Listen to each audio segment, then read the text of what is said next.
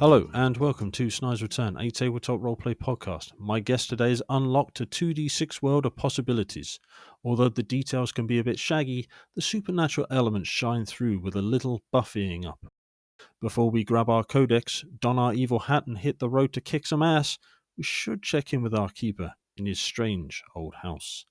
Here to prove that generic can triumph over the specific is game designer, TTRPG content creator, and survivor of 3 dooms, Michael Sands of Generic Games. Michael, welcome to the show. Thank you. Thanks for having me on board, Adam. No, it's an absolute pleasure.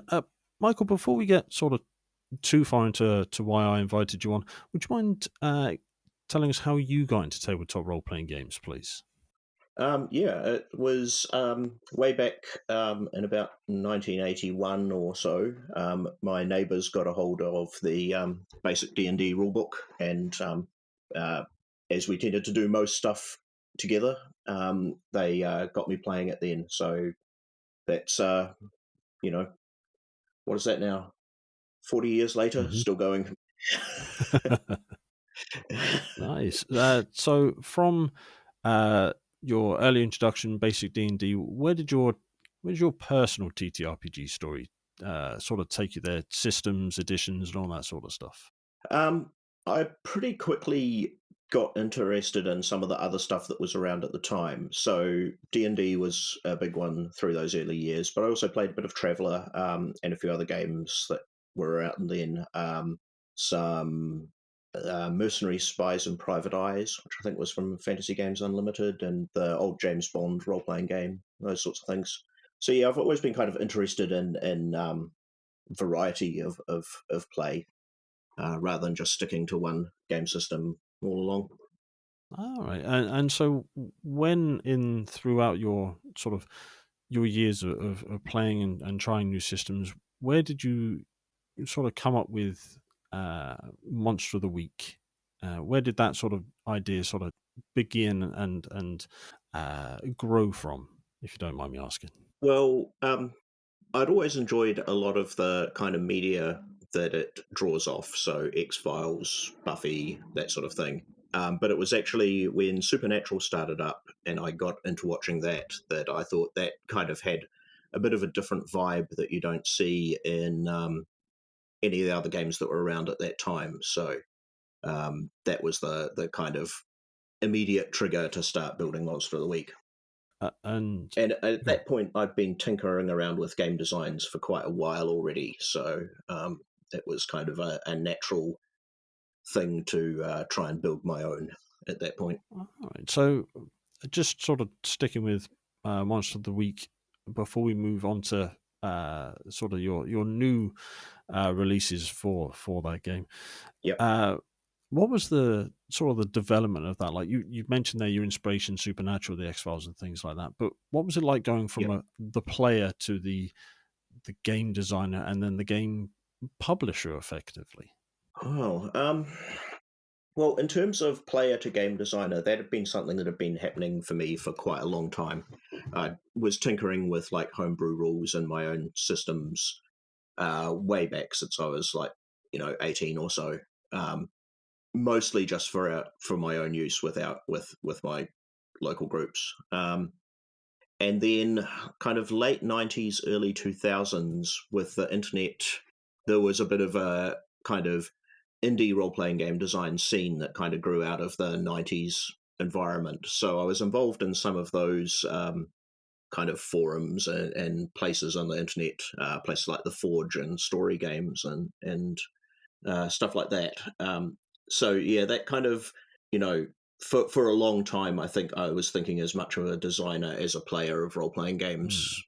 Long before I actually finished anything, and certainly finished anything that other people were interested in playing.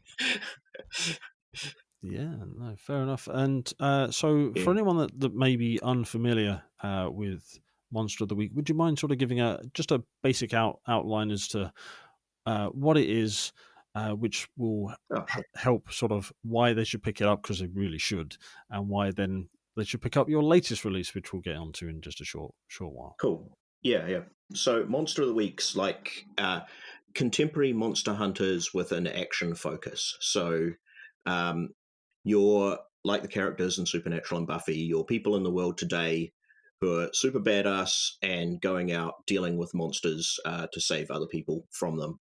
And I think what differentiates it from a lot of the other games that superficially look similar is a bit of that element of style. The fact that you are highly competent characters who you can expect to do well. You're not going to have to worry about freaking out from seeing something scary, which many games have kind of mechanisms in place that dealing with monsters can like hamper you. But these monster hunters can cope with that. Yeah, so it's very much that particular kind of actiony style. Like I say, I was inspired by Supernatural, so that's kind of like the archetypal what you're going for. So lots of action, lots of drama, lots of monsters getting slaughtered. Nice, nice. Yeah. No, that's brilliant. It, Go on. oh, and in terms of the new release, we've the Codex of Worlds is the book we recently crowdfunded that just finished a week, 2 weeks ago, and that's half my work and half a collaborator's. That's Merrick Golonka, has written half of it, and that's a book where we're trying to expand out what Monster of the Week does a bit. So it includes a bunch of alternate settings to take Monster of the Week into like historical or fantasy places where it's got a bit of a different vibe. And it's also got the concept of team playbooks, which are like a shared character sheet for your Monster Hunter team, which they can develop to work together better, which is inspired by the crew playbooks of Blades in the Dark and other kind of a few other games that have similar concepts in them. Yeah, no, Yeah. that's so. You mentioned their playbooks, and again, for someone that's maybe sort of only seen this on, well, before we sort of delve into that, we'll rewind it a little bit so we can help people find it. So if, Yeah. or not if, because people are interested in playing Monster of the Week, new releases, where can we find yourself and where can we find Monster of the Week, please, Michael? Yeah, so my personal gaming website is genericgames.co.nz, where you'll find news and information about all of the stuff I'm working on. Monster of the Week in particular, I publish in partnership with Evil Hat Productions. So at the Evil Hat website, you'll be able to find the Monster of the Week book and our supplements there, including the new one, the Codex, and they get it into distribution. So you can also find it in your local game shops and other places, as you'd expect. And there's been a bit of an update, should we say, to the Monster of the Week core rulebook with a hard copy now being available. So, what is it like being able to sort of go back and create a new product based on this well-loved game? It was very nice. Like it's I don't know if you're familiar with the quality of Evil Hat's print, but like they do a really nice job in the physical production. Now, when Monster of the Week came out, it came out as a soft cover, which I think was the a good choice at the time. But it's kind of gone on to a great deal of success. So we thought, well, actually, it kind of deserves to have a hardcover version nowadays. And as the inventory was running out, we did that. Now, in terms of updates, we didn't change very much. We've got some lovely new cover art to fit the nicer production, and what we did do is include a few things that were previously available in other places just for convenience. So there's some optional rules from the Tome of Mysteries, which was our first supplement, that are now in the main book, and a couple of new hunter archetypes, again, that were previously available in other places, but just now thrown in there as an extra.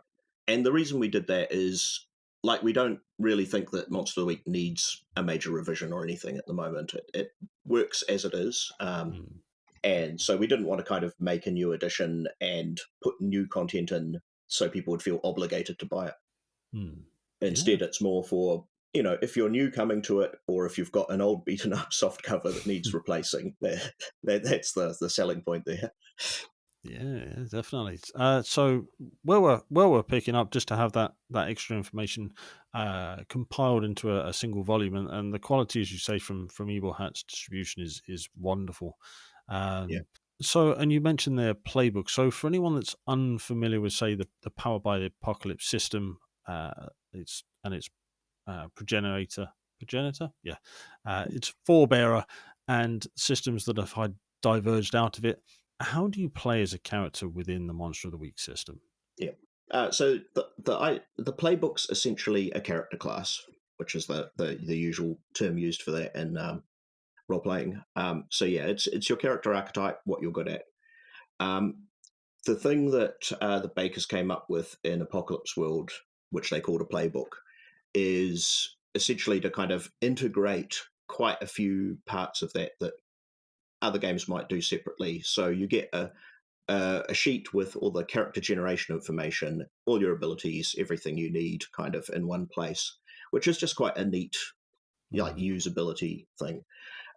So Monster of the Week uses that same idea. So the Hunter playbooks are your different archetypes you can take, which will tell you what sort of monster hunter you are. So we've got the very obvious choices like the Chosen, who's a Buffy style Chosen one, or the Professional, who's a bit more of a like Scully style official monster investigator, or the Spooky, who's like someone who's got sinister psychic powers and magic abilities.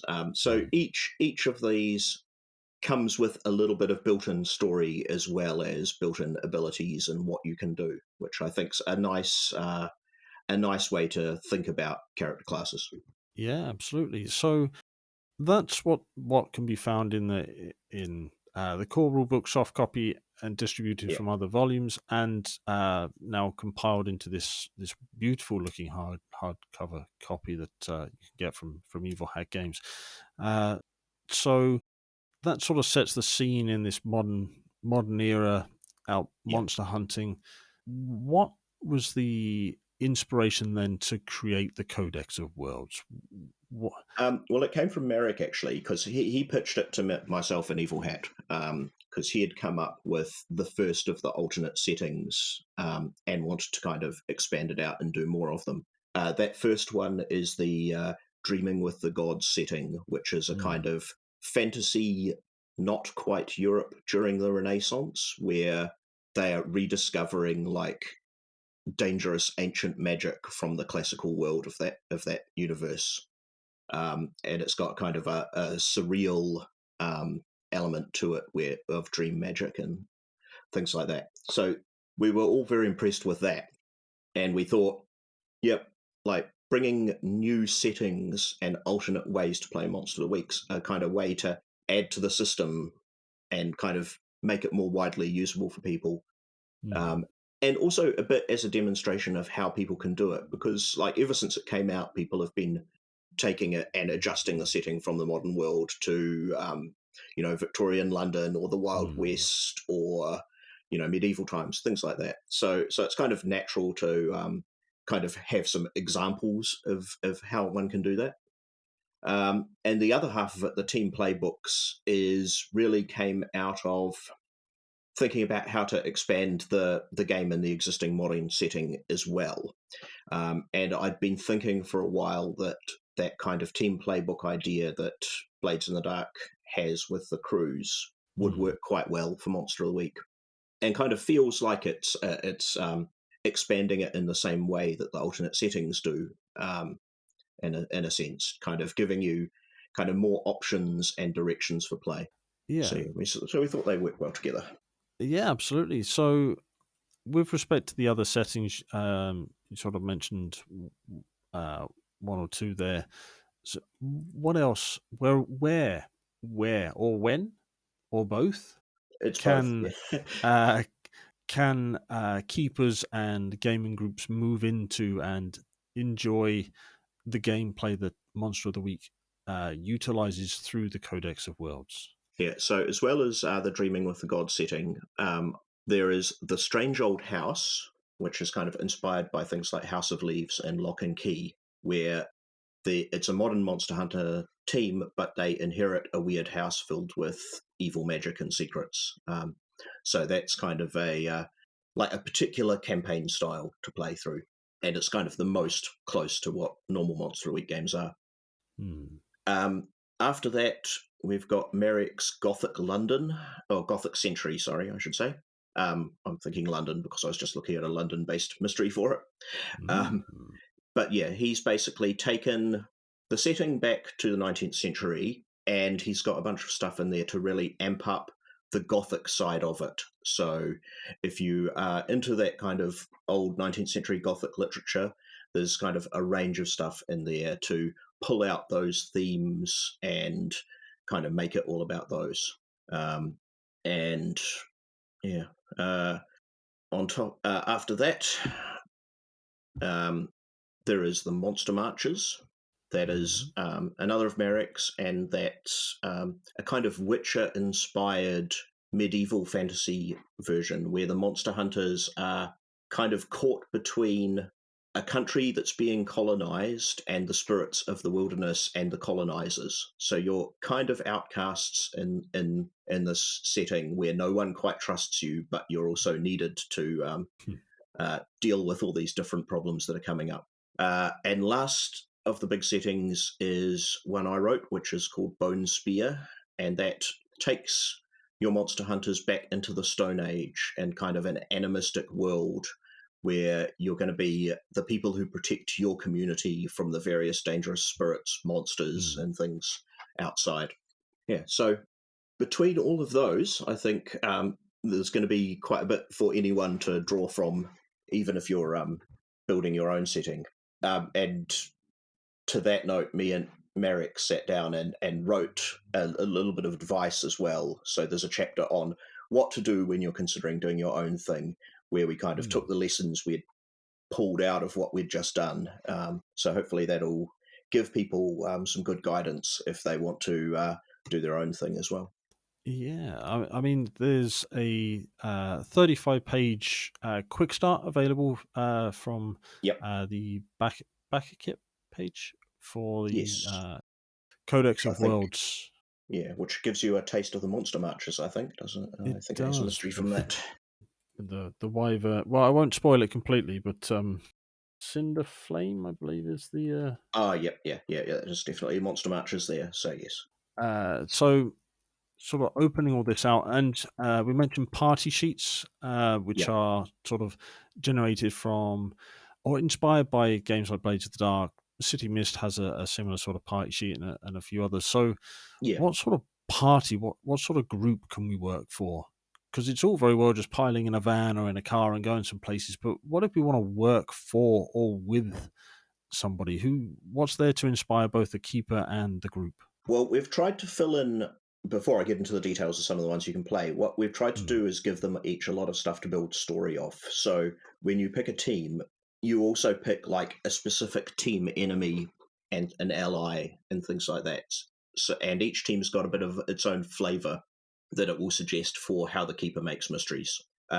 To give you some samples, we've got the Agents in Black, which are kind of Men in Black style alien uh, focused group. So they tend to work for an agency. They tend to have lots of weird technology, and the keeper's advice is to make the mysteries about like conspiracies and aliens and things like that, rather than traditional monsters. Mm. Which of course is something you can vary it to the group's taste. We've got a few pretty traditional ones that you'd expect to see there. So we've got a chosen one and entourage group, or the always on the road group, which is the Winchester's style. Mm. And then we've kind of got a few that go a bit more way out as well. There's the interdimensional crisis team who deal with problems in multiple worlds and are included in there. So if you want to put all of the settings into your game, you can, or and more. Mm. Um, we've got the League of Double Lives, who are a group who've got prominent secret identities that they've got to keep separate from their life as monster hunters. So they're quite fun. The touring band. So if you want to be a rock group or on the road dealing with monsters everywhere you have a gig, that's there for you. And what's another fun? The Wild Hunt Fugitives are another quite fun one. So that's a group of monster hunters who, for whatever reason, had been part of the Fairy Wild Hunt, but now you've run away and they're after you. Mm. So, as well as your usual monster hunting duties. You have to elude the fairy hosts that will periodically turn up looking for you to come bring you back. So No, yeah, I it think sounds that gives you quite a good range of like the sorts of stuff we've got. Like I say, some of them are pretty much what you'd expect and don't change things very much from a default kind of game monster a week, and some of them we've tried to give you some wild and out there options. Yeah, I mean it's been certainly has been a popular project for so many. There's Yeah, over $210,000 raised in support, over 3,500 backers.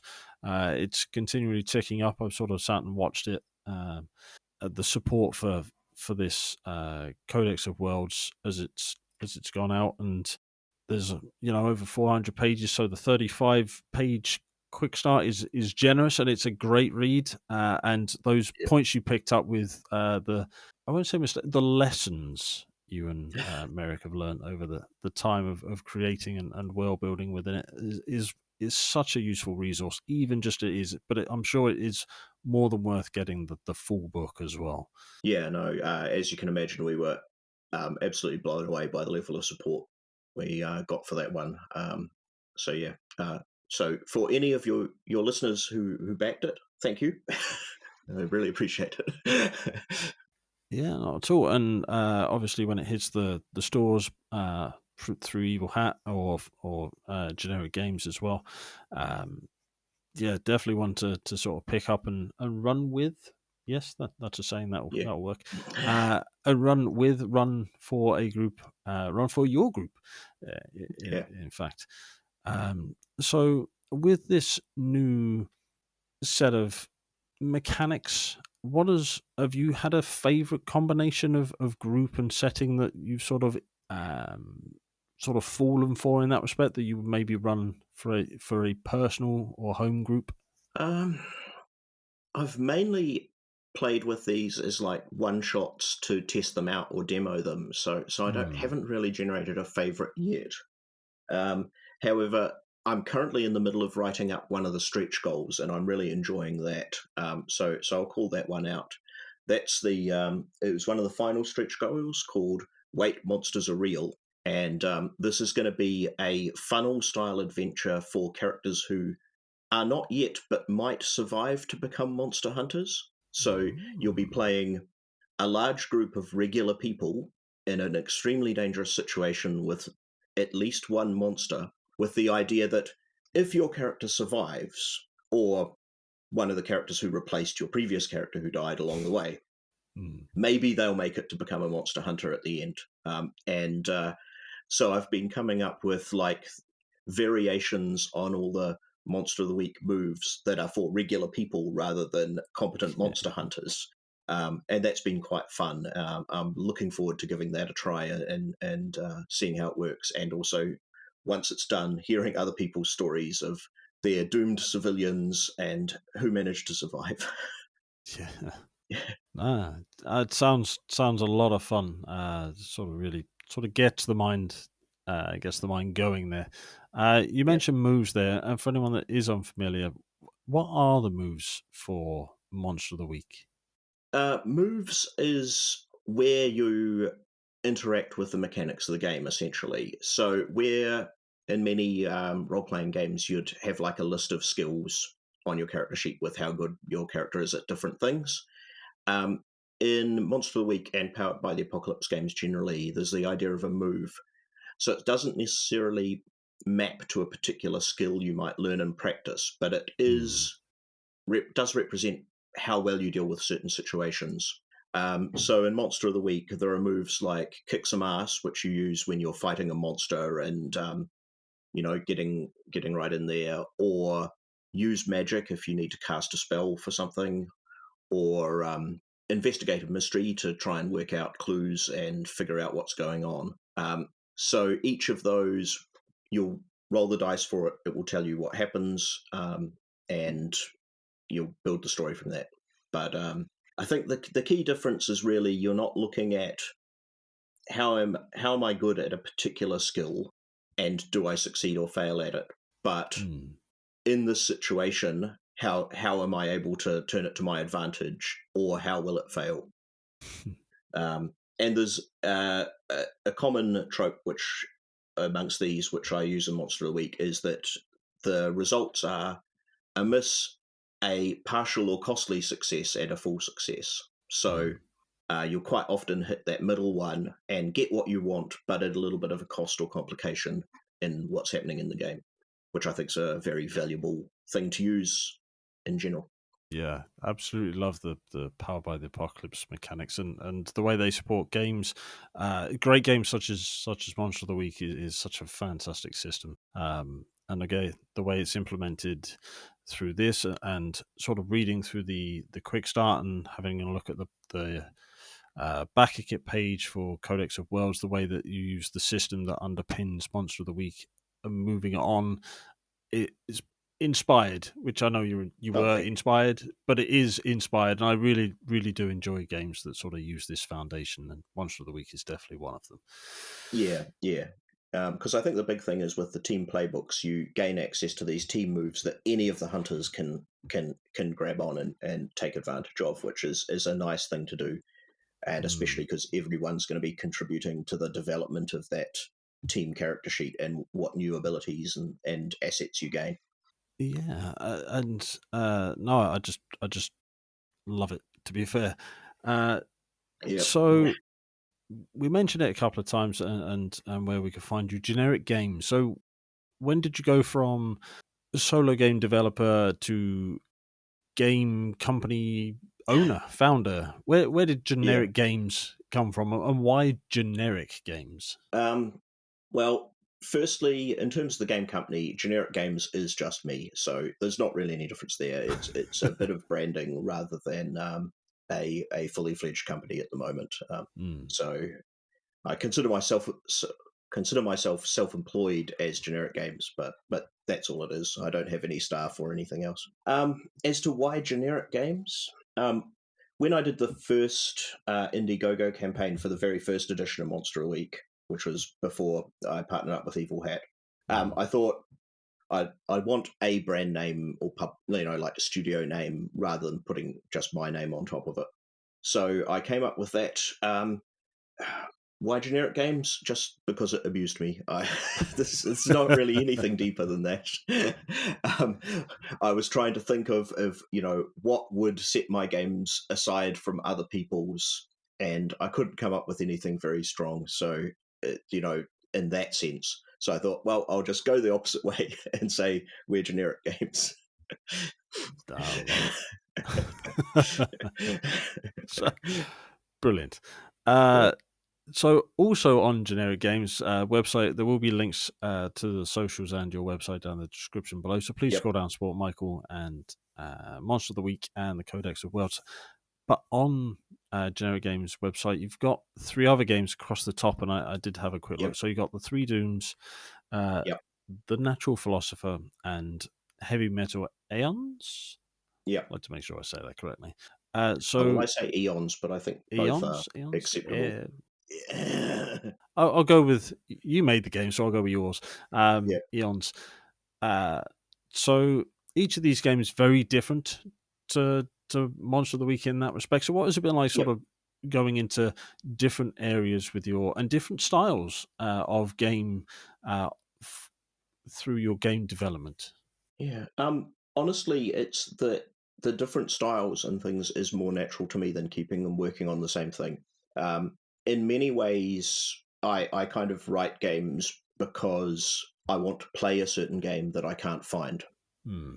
Um, so Monster of the Week I wrote 15 years ago, finished 10 years ago, and revised a little after that, or maybe revised was 10 years ago. But yeah, so in many ways, like I got all the playing Monster of the Week that I wanted done a while ago, Hmm. which made coming back to it to write material for the Codex was a bit of a challenge at first because I had to kind of remember that mindset of what Monster of the Week is about.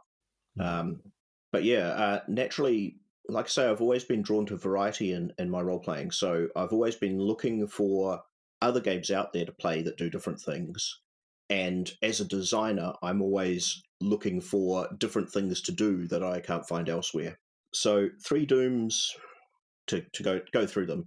Yeah. That's another game that's about the Stone Age, which is an interest of mine, which is why it comes up here and in the Codex of Worlds. And in that one, it's kind of it's a game where you're telling the history of a Stone Age community over several generations.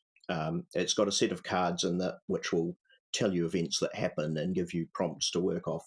And it's inspired a bit by things like The Quiet Year and Microscope and those games where you're kind of building up a map and a history and telling a story of a larger kind of community rather than individual heroes. So yeah, that's pretty much just me trying to explore ideas of what the Stone Age might have been like and what life might have been back then. Um, Yeah. the Natural Philosophers was an attempt to build a game where, on the one hand, it's not at all about violence and fighting because you're exploring an alien world and trying to Mm. discover things. And on the other hand, it's one where the artifact of play will be something you can keep afterwards. Because one of the key mechanics in the game is that you have a notebook, and as you play, you'll get prompts, and you'll fill your notebook with the imagined things your scientist found and observed. So you'll write notes on what you found, maybe sketch it if you can draw, that sort of thing. And at the end of the game, you'll kind of have this notebook left with all these things you imagined. Um, and lastly, Heavy Metal Eons is just a reflection of my love of a certain style of metal, which is essentially kind of storytelling songs. So things like you Mm. get from groups like The Sword and Glory Hammer and Iron Maiden and stuff, where there's kind of a sense of like this is a song about an epic adventure. So it's trying to kind of recreate that sort of style and play. Yeah. So yeah, in terms of the kind of overriding theme through them, I would say it is a search for variety and different things. If you Yeah, see what I mean. absolutely. Yeah. And so you mentioned there sort of looking out and finding a variety of games. Are there any game systems you played recently, separate to your own? Because as Yeah. as good as yours are, sometimes we just need to look in a slightly different direction for inspiration or relaxation, depending on what. So, are there any game systems you played recently where you thought, "I love that mechanic. Or I love the way the game sort of tells this story," or another element or just a gameplay experience you've had recently that has sort of stuck with you? Yeah, I could come up with a few actually. Most recently, last night, me and 2 friends played some Starforged, which is a science fiction game that you can and we did play cooperatively. So you have no Mm, game master type character here, and the game's full of tables and ideas of prompts and ideas for you. So we found it works pretty smoothly just to play. So we each had a character. We were off exploring the wilds of space, looking for some sinister precursor transmission that was mm, causing trouble. But yeah, that just the genius there is the way that the cooperative play just works so smoothly. mm. um, it's sort of semi based on Powered by the Apocalypse as well, so it's not too far removed in that sense. But Sean Tomkin in this game has done quite a lot to. The mechanics have changed quite a bit to support that cooperative style of play, Yeah. and it works really well with a. There's a bit of a push your luck element for things like going on a journey or completing a quest, where you kind of build up successes, making progress on it, and have a time where you can choose to try and finish it off. And the more progress you've built up, the safer you'll be trying that, which works really nicely and kind of gives you a good pacing mechanism. Yeah. Yeah. The other one I've been impressed with recently is the Alien role playing game from Free League. Mm, I've played a couple of their cinematic scenarios, no, and one homebrewed one at a convention, and that one's just a wonderful game to simulate those films. yeah. And I think it comes down to their stress mechanism, where when bad things happen, you gain stress, and each Mm, stress is an extra die to roll whenever you roll dice. So it gives you a bigger chance of succeeding on everything you try. But if any of the stress dice come up with a 1, then you panic and freak out. And I found that just works so well to build tension. Ah, yes, there's our friend, the one on the stress die. Yeah. Hmm. So yeah, love that. Yeah, no, fantastic. Both of those are fantastic in their own right, and I personally also enjoy the Alien game by Free League, partly because of the stress mechanic we just mentioned. Adds a Yeah, unique element, which sort of swinging back to the Powered by the Apocalypse games. That ability to sort of vary the success between the sort of the 6 and under, 7 through 9, and 10 yeah, plus really helps to sort of move the story on, and that's what I love about sort of the games you've mentioned. You never feel like the story or the moment stops. It just evolves with each of the dice rolls when they come up, and again, Monster of the Week does it wonderfully in its execution. yeah. Yeah, I must say I've tended to these days, if I'm playing a game where it is a simple success or failure type of mechanic, I often like to use that idea of a failed roll could also be a success but with complications anyway, Mm. just because I think it does lead to kind of more satisfying play all around. Yeah, I think there's been a shift towards that sort of fail forward mechanic that sort Yeah, of is so prevalent in the Power by the Apocalypse and Blades of the Dark / Forged in the Dark systems that have now sort of moved across and been adopted by DMs and game masters or yeah, facilitators in other systems. So it's good to see that things carry across from one system to another in that respect. yeah, So we've spoken about your introduction into tabletop role playing games, Monster of the Week, and through its development, Codex of Worlds, and what's available. Go and download the quick start if you want to check out Codex of Worlds before you buy the full thing to go with Monster of the Week. Available in hardcover from Evil Hat. Uh, I'm giving a sales pitch, and it's not even my game to sell.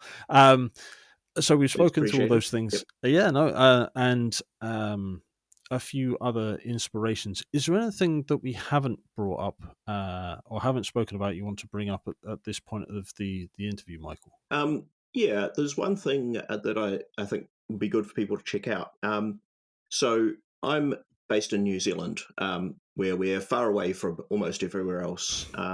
And I'm involved recently in a new organization that's got going there called Kiwi RPG. And we've taken an inspiration from the Southeast Asian and Latin American groups, where they're groups of role playing game designers trying to kind of get a bit of a cooperative scene going in Hmm. different parts of the world.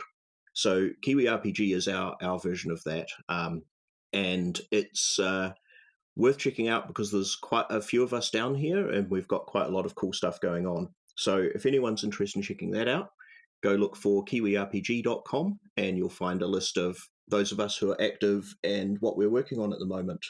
Um, and we've got, a range of people. There's myself and a few others who've kind of published with the medium or large um, publishing houses. Hmm. And there's a bunch of indie people who are doing their own thing on itch.io and DriveThruRPG, all sorts of stuff happening. And quite a lot of actual play podcasts too. A surprising number when I kind of saw the list of all the ones that are down here. Yeah. All right. I may have to reach out to a few of them and see if they want to promo swap and sort of support each other internationally. Yeah, that's it's. I'd say your chances are pretty good. All right, that's Yeah, wonderful. Uh, yeah, I'll do that. I won't do that right now. That's definitely something to do a bit later. yeah. Uh, so yeah, well, I will make sure there are links to. Well, so we can tack on Kiwi RPG. Where can we find you, Michael, and everything you're associated with, please? So genericgames.co.nz is the central one. In social media, I'm mainly doing stuff on Mastodon at the moment, where I'm generic games NZ at dice.camp. I think that's. Sorry, let me just check that's correct. Yes. Um, I do have a Twitter account, but I'm not looking at that much at the moment due to the general disintegration of that platform. Mm-hmm. And I've got a Substack newsletter, which I've been using to kind of keep people up to date as well. So if you don't want to have to navigate to my website, you can sign up to that and get the news that way. For Monster of the Week things, the Evil Hat website is where to keep an eye on. And I think that covers everything.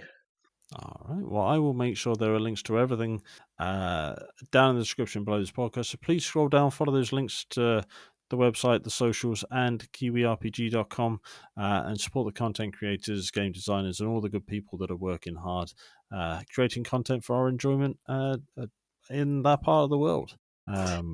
So Michael, we've covered a lot. Is there anything other than sort of a little bit more development on the Codex of Worlds and those sorts of things? Anything you've got coming up in the future you could hint Yeah, to yeah, that maybe we could discuss again in the sure. future? Well, at the moment, I'm currently busy with Codex stretch goals as we managed to get quite a lot of those achieved. So I've got a bit more to do with that Hmm. and helping out the guest authors who are working on some of those. After that, I've got two games I'm working on, which are approaching kind of ready for public um, uh, viewing.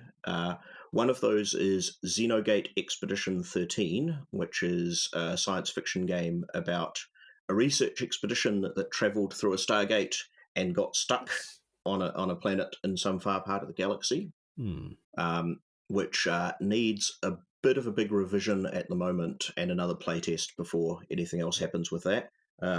And Glorious, which is my love letter to Patrick O'Brien's Aubrey and Maturin books. So it's about characters in the Royal Navy in the Age of Sail and their duties and ambitions and adventures. Nice. Um, Nice. and aside from that, I suspect I'll come up with a few more team playbooks to release separately. I've got a few ideas that didn't make it into the codex, so there'll probably be some of those now and again turning up too. All right. Well, I will keep an eye out for all of those good things. I'd love to get you back on the show in the future to discuss projects as they come to fruition and move Yeah, on that'd be into great. when they can. Yeah, definitely. If you're happy and willing to come back and join me. Yep, yep, definitely. All It's right. been a good Well, conversation. So yeah. thanks for No, having me on board. fantastic. Thank you so much for agreeing to speak with me today, Mike. It's been a real treat. Thank you so Yeah, much. thank you. Yeah, no, it's been great from my side too. All right. We'll speak again soon. Thank you for listening. If you'd like to learn more about the show, then go to www.snydersreturn.squarespace.com. Alternatively, you can find us over on Twitter @ReturnSnyder. We have a Linktree link in the description of this episode. And if you want to support us, come and join us over on Patreon. And we also have a Discord server. Please leave us a review because we'd love to learn how to improve the channel and provide better content out for those who are listening. Until we speak again, thank you.